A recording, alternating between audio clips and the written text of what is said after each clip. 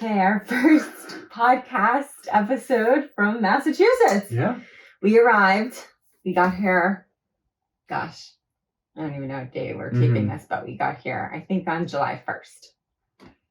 After driving cross country, which was, we'll get into that. But first, we want to thank everybody, especially me, who have reached out with blessings and prayers for my mother and everything that's been happening. It's, yes, almost like we're in a movie. Yeah. It's crazy. So yes, I really want to thank everybody. And for the people who've called and I haven't called back, I will. It's just been a crazy couple of weeks, but really it's the outpouring of love and support we've both received from our friends, family, acquaintances, people we've never even met. It's just been, it's heartwarming.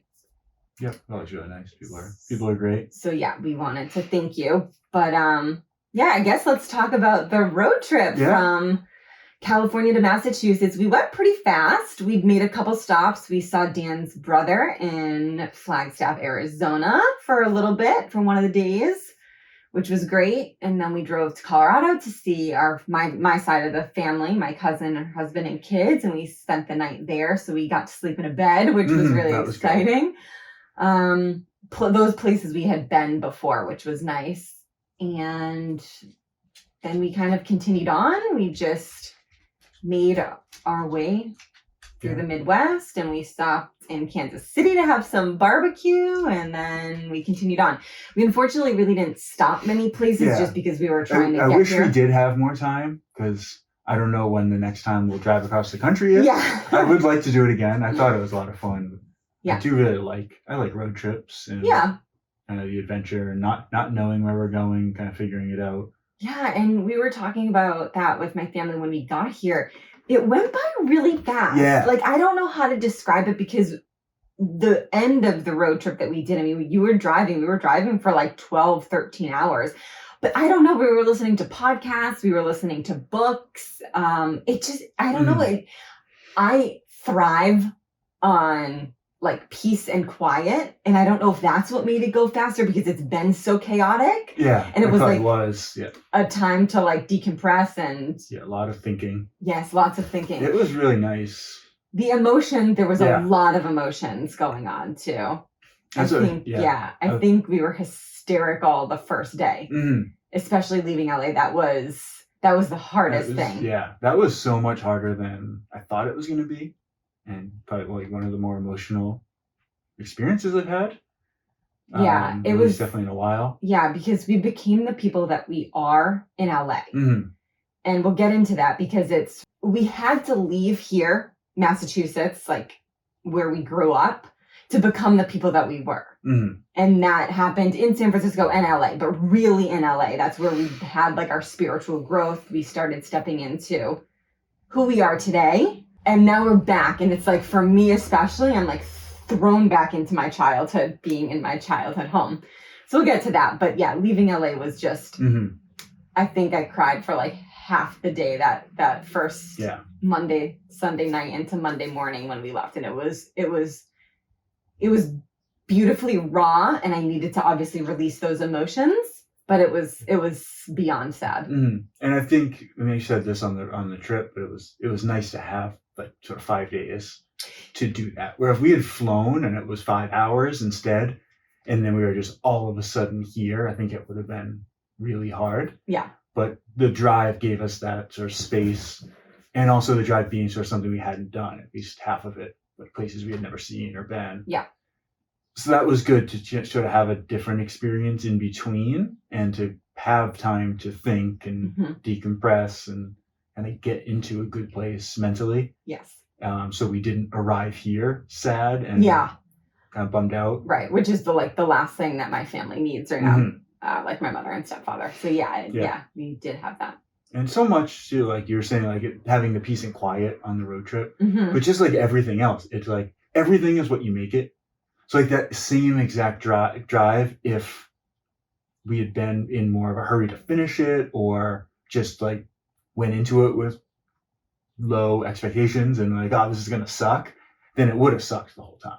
Yeah. And I think that's like an important lesson to take out of it, because I think, same people, like different people could have made that exact same drive and been miserable the whole time, or we could have at a different time in our life or just on a bad day, Yeah. that drive could have been miserable. Yeah. And I think we did kind of make the most of it, even though we didn't, like I said, it would have been nice to have like another week where we could have stopped and spent time in all these places. And it's like we drove by like Niagara Falls, and it would have been cool to, go out of the way and see it a little bit, or to go get off our route a little bit and see some different cities and stay places and enjoy the culture and what's going on in different parts of the country. Yeah, absolutely. But at the same time, like, even though we, kind of put our heads down and drove for a lot of it, it was nice, I think, because we wanted it to be. Yeah, I agree. I think, it is what it is. We were on the frequency of that, like, we just knew the chapter in LA was closing. Yeah. And I'm hyper aware, thankfully, because of the spiritual growth and the development we've done over the past, 7 years. Like, I wasn't being a martyr, because, like you said, if I had driven, like, oh my God, we're literally driving across the country because my mother has cancer and this is it. And I could have been bummed out. It could have put us on that frequency of like just one thing that's unfortunate happening after the other. But it was like, no, I've done the work, or enough work up to this point where I'm able to get back to Massachusetts. And just like, I know that this is propelling us forward. So like, the lessons are over in LA, and now I've got so many more. We've got so many more lessons here in Massachusetts, and I'm anxious to see what they are. Crash course ahead of us. Yeah, but that's the trajectory of it. And then, just keeping the positive mind. But yeah, we got here, and it was the trip was amazing. I really like the weather was perfect. We didn't hit traffic. I mean, really, it could not have gone better. Yeah, so it was like one detour, hardly any traffic. Yeah. We saw some rain, but didn't really hit it. No, the weather was great. Yeah, and people were nice everywhere. Oh my gosh, yeah, you can tell we were not in California anymore. In the Midwest, everybody was, saying hello to us. Once you get away from cities, especially big cities on the coast, I think people are very nice. Yeah, and then we got here, and we were kind of just thrown into, helping my mother and my stepfather. She was still recovering from her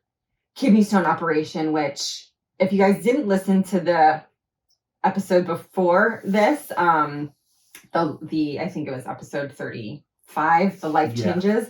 The kidney stone operation did not go as well as we had hoped, and her recovery has been a shit show. It's like one thing after the other, with complications in the hospital. She was in the hospital much longer, and her recovery has just been brutal. She still has stents in her kidney stone because the stone is not gone. There is a stone in the other kidney, from what I understand. It's a long story, but she's very, very, very uncomfortable because the stones are mimicking what it feels like to have a UTI. So she feels like she constantly needs to pee, and she's uncomfortable, and it's just been unfortunate. Luckily, her like appetite is back. She lost, I think, over 14 pounds in the last 2 weeks, which is a lot, but it's not a bad thing. She did have a significant amount of inflammation that I know that a lot of that has cleared. So that was good, but that's what we're here for, cooking the healthy dinner. So she was able to eat and, gather some strength back up for the surgery that she had on July 7th. Yeah. I think we were all bracing ourselves because she wasn't 100%. And to go into an insanely major surgery after a major surgery, when you're still not recovered. When you're still not recovered. I mean, that kidney stone surgery, I don't think any of us, meaning our friends, our family, our acquaintances, realized how intensive it was going to be. I mean, she probably didn't even know, my mother herself, but she was in the kidney operation for 4 hours, and then in the hospital for 5 days after that. So it was a major surgery, and then to go under anesthesia again, it's so quick. Everybody was asking us, is the surgery still on? Is the surgery still on? Because she wasn't great. She was not 100%. And we were like, everything is normal. The surgeon is saying yes, it's happening. And so, it did. And that, am I jumping ahead? No, I don't think so. I think you're describing it. I think, going into the lung surgery, I feel like there was just a lot of added emotion, especially I feel like your mother was emotionally scarred, I think, from the poor recovery. Yes. And from things going wrong. Like, the last thing you want fresh in your mind is images of a surgery 2 weeks ago that didn't go well. Right. Or that had complications and had issues. So yeah, it adds a whole other level of stress. Yes. Which she doesn't need. Obviously, this is you're trying to minimize the stress, but it's easier said than done. Yeah, but surgery was a success. Yep. So that happened. Yeah. So that was on July 7th. It was scheduled super early. We had to be there at 5:15 in the morning. Dan drove us, and then Dan drove my mother and I, so that I could be with her during like the registration and pre-op stuff. It's just the exact same thing as I did in the kidney stone operation. Then my stepdad followed suit, so he could stay. He ended up staying the entire time at the hospital while she was in surgery. But I mean, she was in there for a really, really long time. The nurse had told us like it's scheduled to begin at around 7:30 and then end around 1:30 p.m. And the great thing about technology these days, you get text notifications on when patients go into the OR, when surgery starts. And my stepdad and I were receiving those, and we had seen that the surgery had began about 8 a.m. and it didn't end until close to 3:45. And that was because they had done a smaller procedure at the beginning to biopsy her lymph nodes to make sure that the cancer didn't spread anywhere else, which it didn't. They had called my stepdad, he is her medical proxy, and during the surgery, like basically after an hour and a half, and just said like they looked, no cancer detected in the lymph nodes. They were a little bit swollen, more swollen than they would have liked, but other than that, nothing. They didn't see anything. And then they continued on with the removal of the left upper lobe where the cancer mass is. And then we did finally get like a notification that said surgery still in progress, everything going well, around like 2:20. So that made us feel a little bit better. And then at about 3:45, the surgeon called me saying that it's over, it's done. He was actually still in the operating room with her. She was still under anesthesia when he called me to tell me that it was over and that they had that it all had gone well. So he was so amazing to give me that information and just talk me through it. He was asking, I mean, he was absolutely amazing. He is the chief of thoracic surgery in the hospital here in Worcester. So like my mother was very comfortable, and like he put things in layman's terms for me. I can't say enough. Like it made us feel so much better. So yeah, it was as successful as it could be. Yeah. And now recovery starts. Yes, now recovery starts. I've been visiting her. She's technically still in the hospital as I'm recording this. When it's released, hopefully she'll be out, fingers crossed.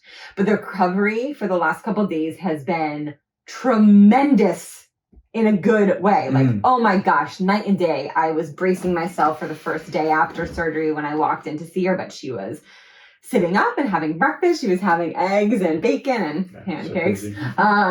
But yeah, I just was like, oh my God, she looked like a human, because after the kidney stone surgery, that first day when I walked in and saw her, she couldn't even open her eyes. I mean, she was slurring her words. It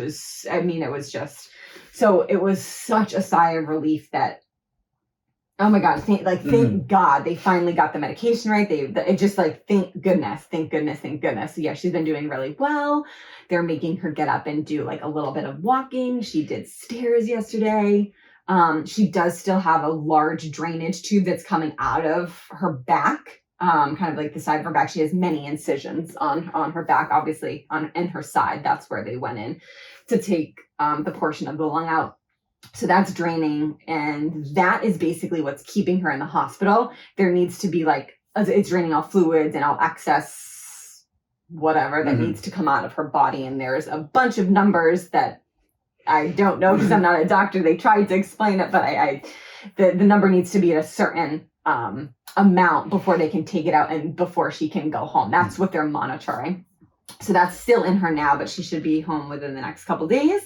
But yeah, she's doing really well. She gets certainly winded, which is expected. Yeah. She said she can't take deep breaths, but she's really not in a lot of pain. She said the incision hurts in her back. Like that's an excruciating pain, like a dagger. And I kept saying, well, they literally stabbed you in the back.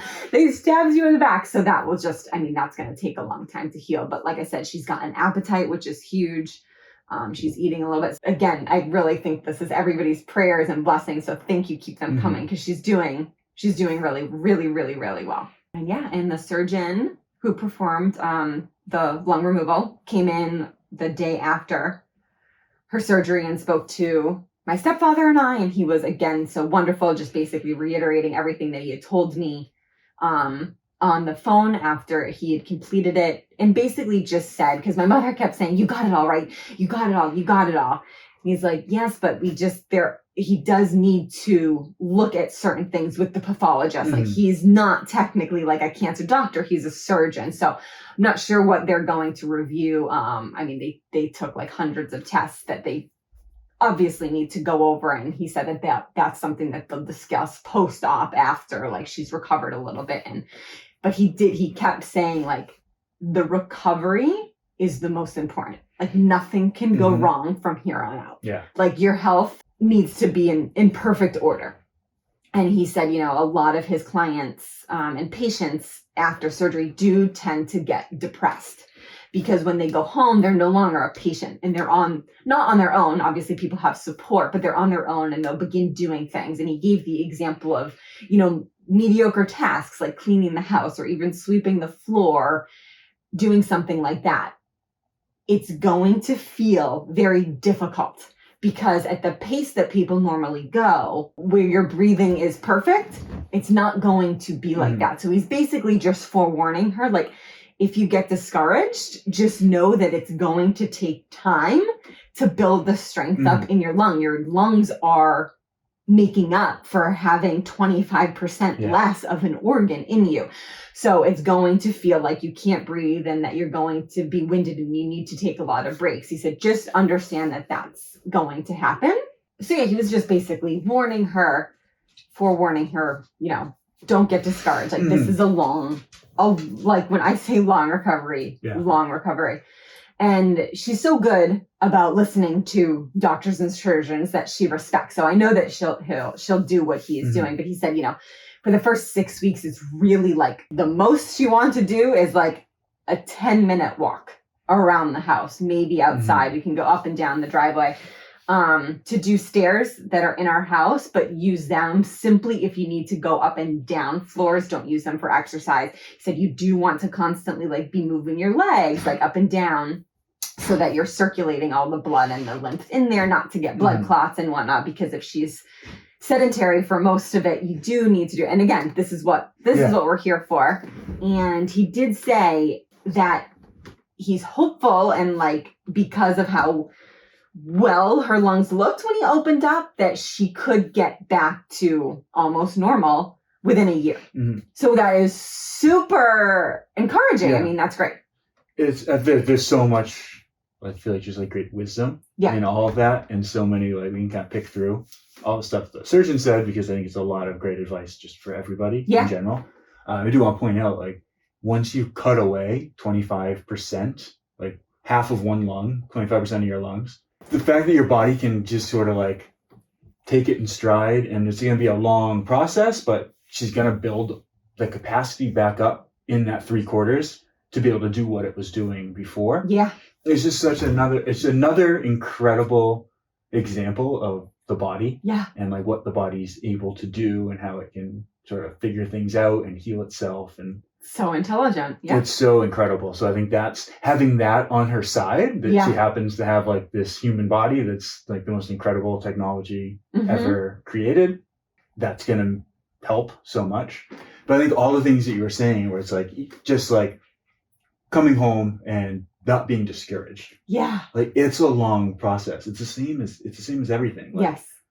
It's the same as like if you decide you want to start working out and, a month into it, like maybe you start seeing some progress, but the progress kind of slows down, or you work really hard for 2 weeks, but you're not seeing any progress. it's a long, long process. So like, don't get discouraged when one thing doesn't go your way. Yes. Or like in your mother's example, obviously it's like an extreme example, but it's like, this is a long, long recovery. You're not going to be able to, as amazing as the body is, you're not going to be able to cut away 25% of your lungs and immediately have that capacity.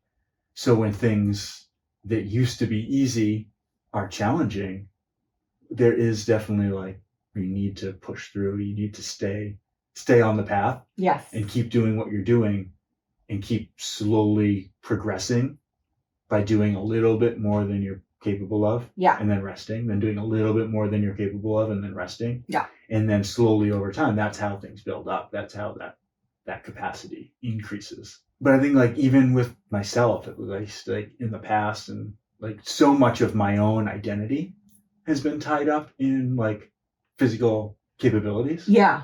Where like when I do, like I've had injuries where it's like if my shoulder's bothering me or my hip or whatever it is, like it's really hard to like know who you are when you're used to doing things. So like if I'm used to being able to like lift heavy weights or just sort of always be able to do things and help and carry things and be strong, and then I hurt my shoulder and then I'm not able to, or like I remember when I hurt my back and it was like I can't do any of the things that I used to be able to do. Who am I? Yeah. If I can't do that, who am I? And Right. it's gonna be the same thing. Like your mother, like if she can't clean and do things around the house that she used to be able to do easily, it's like, who am I if I don't have this capacity? And it is a really, really great lesson in knowing that you're not your body, knowing that you're not the things that you do, that you're not your like day-to-day tasks, that you are so much more than that.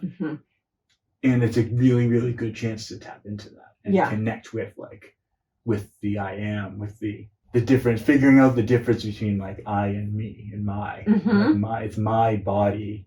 It's not necessarily right who I am. Yeah.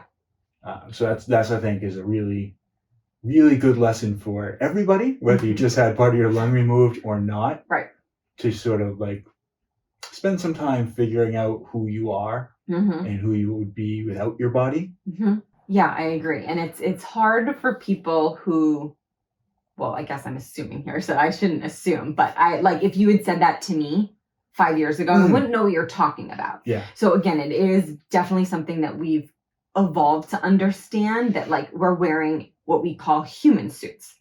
Like, because there's spirit within us, like it's energy. We're made up of energy, and energy doesn't die. So when I die, like my body is going to die, but my energy is going to go somewhere else, whether that be into another person, another planet. Again, this is just what we believe and is our very much truth.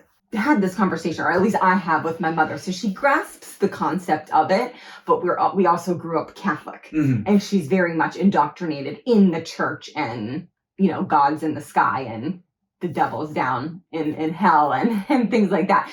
So with all of these changes, it's like, let's just tackle one thing at first. Course, it's like, all right, the religion thing, like you pray to God, of course, there is a higher power 100%, but we're also a part of it. So she gets in. I think that that's going to be a really big lesson for her to learn, that your body's highly intelligent. Where's that intelligence coming from? Where is it? Right.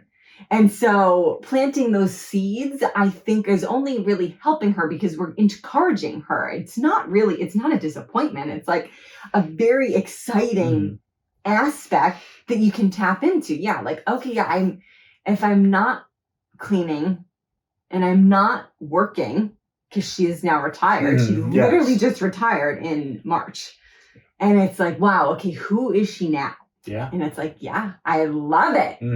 This is what gets me excited. And this is like what we're here to kind of just like, I don't want to say teach, but just almost help and aid and assist, because we don't have all the answers. We're figuring it out. And again, this is what I was talking about. Our lessons are done in LA. Like, this is now us being thrust into more life lessons and how we can help. And really what I'm trying to take away so much right now, because I definitely am a fixer. I'm a people pleaser. I'm really like, I'm trying to like do everything for everybody. I always want to like be helpful. And like, that's my way of wanting to feel seen and get love. I worked through it a lot in LA, but being here, right, it's like, holy crap, I am thrown back into my childhood. I'm like just basically trying to keep everybody happy.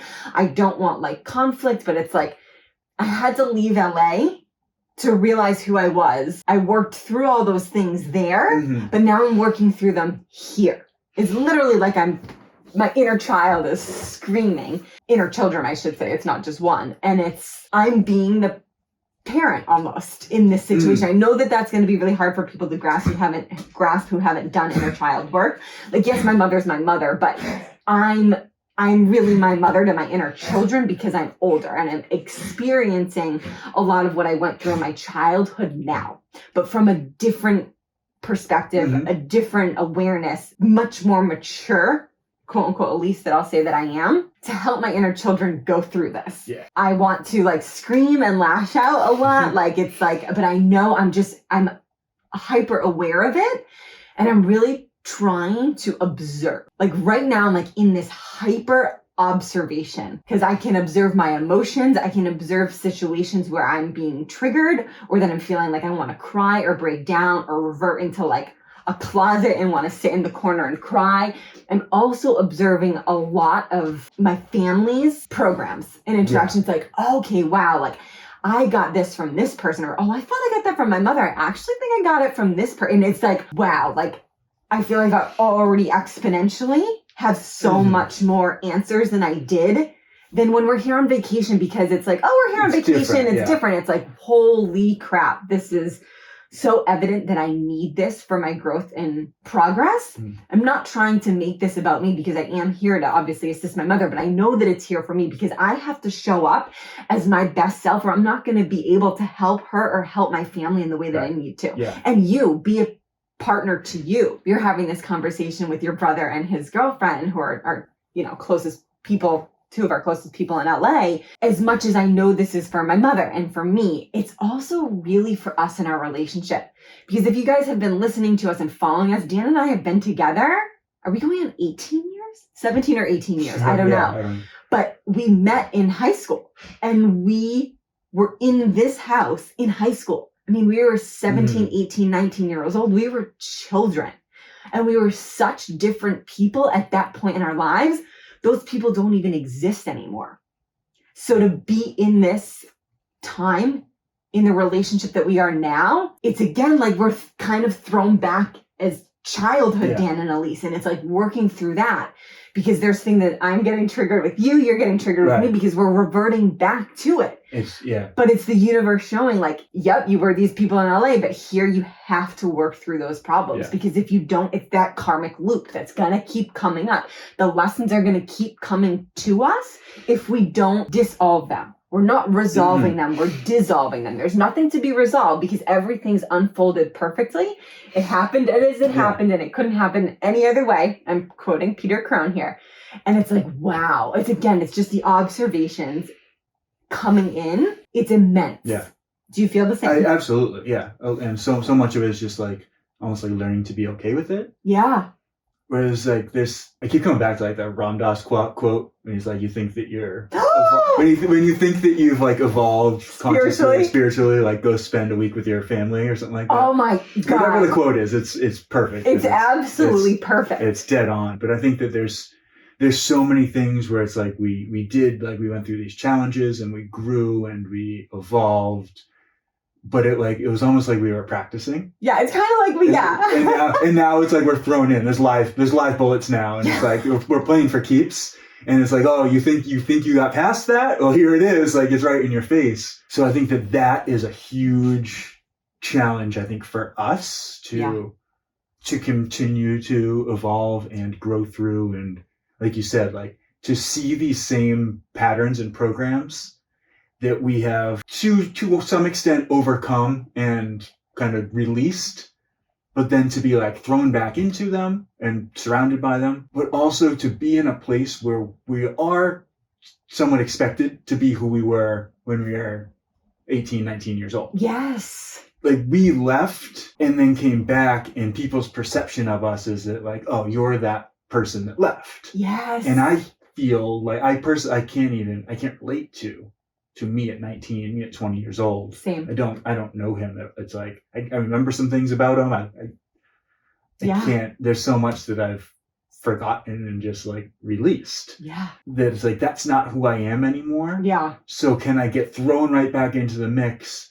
and not revert back, not do the people pleasing and do it like, oh yeah, I'll just play the role that everybody expects from me because that's the easiest thing. Yes. Where it is a challenge to stand up and be yourself, even when it's not like really serious things. Mm-hmm. But it's like, oh no, like I don't do that anymore. Yeah. No, like I'm good. I don't need to take part in that. Yeah. To be surrounded by like whatever it is, like gossip and not take part in it. OMG. Seriously. And all those little things. Yeah. And just to be strong enough and like confident enough in myself that I don't need to revert back to other patterns just to please people and make people more comfortable. Yeah. Yeah.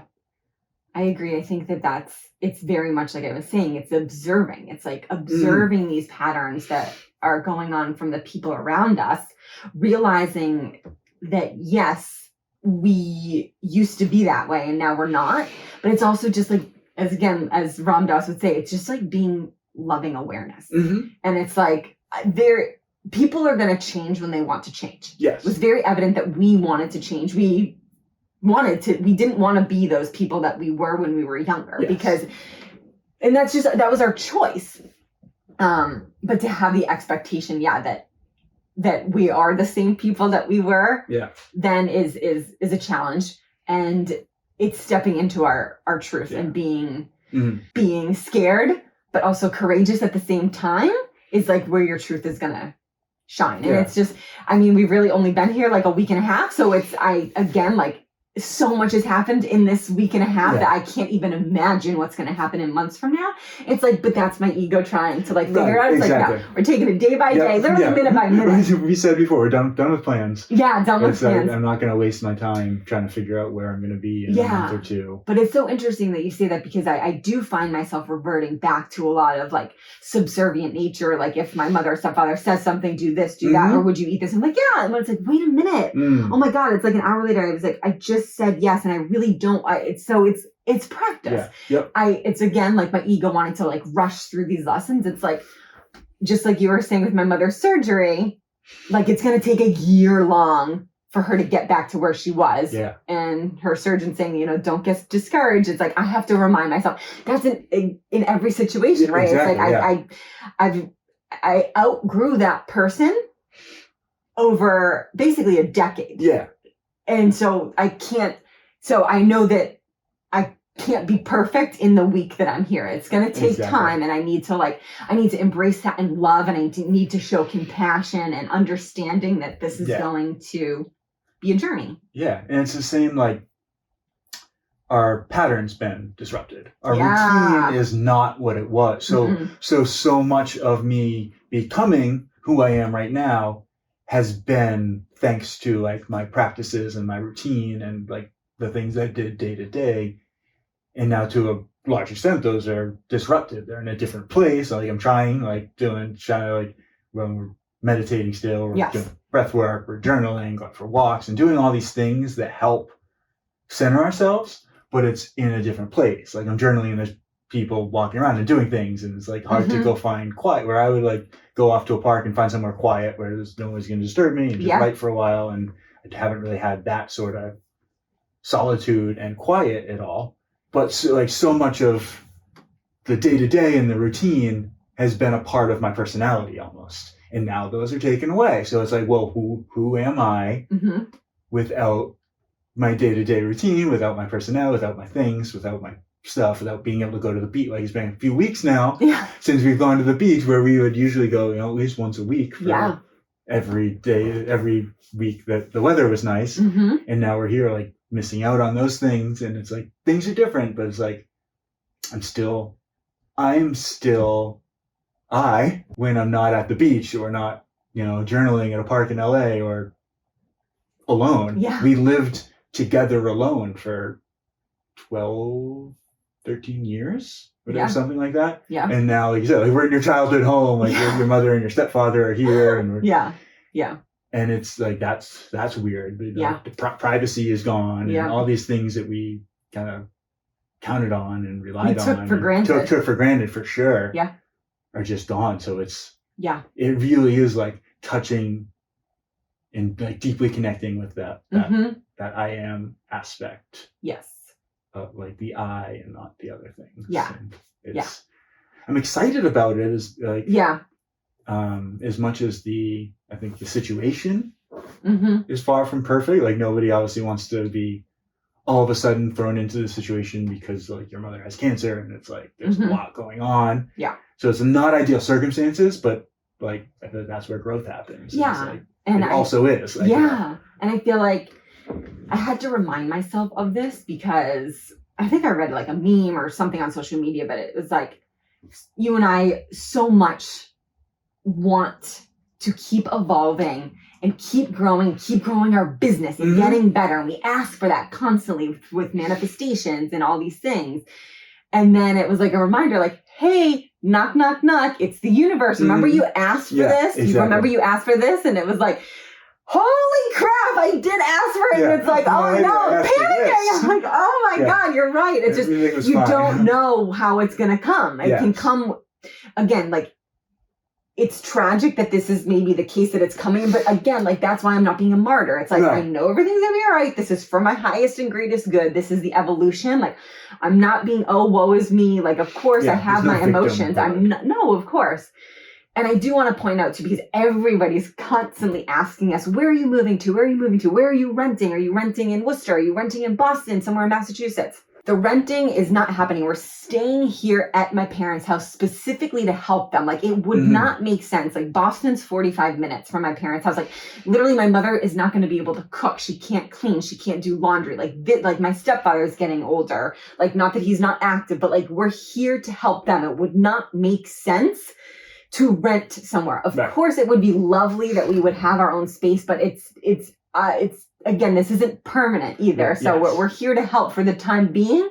We don't have a date in mind that we won't be here, but it's just, it doesn't make sense to rent anywhere.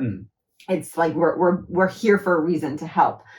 So yeah, there's like a lot to come in the next coming weeks. There's, you know, like I said, she's still in the hospital right now. I'm really curious what it's going to be like actually getting her into the house, what it's going to be like sleeping wise, medication wise, just breath work wise, up and down stairs. So I'm really excited I want to say excited because I know it's going to be progress and I know it's going to be good in the coming weeks and trekking through recovery as best as we can. And what we're really going to do is just get her health up to par.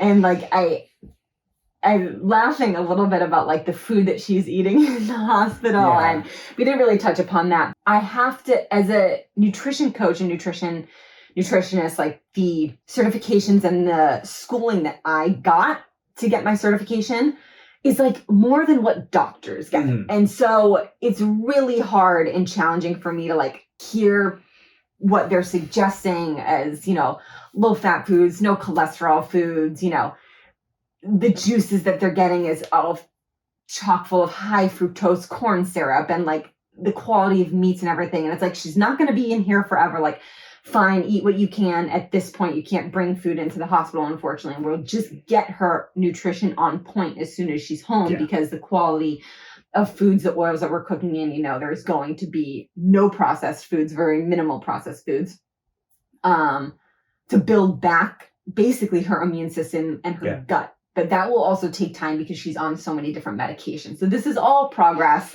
or it will take time to get that. But this is what we're documenting. This is what we want to talk about and stuff. It's the same thing with like the breath work, the exercise and stuff. So all of this is going to come in the next coming weeks. And so I think we should sort of like, we'll check back with some of that. We'll probably updates and stuff, and explain more of exactly what we're doing and why. Yes. I feel like a lot of the early stuff is going to be just trying to offset the week in the hospital. Yeah. And like, okay, let's clear your body out of all this shitty food. Let's see the sun. Yeah. Like, there's little things, you know, fresh air, sunshine, sleep. Yep. and healthy food Yes. that she hasn't had, which is just mind-boggling. Yeah. That's you go to a hospital and you're deprived of like the things that would help you heal the most.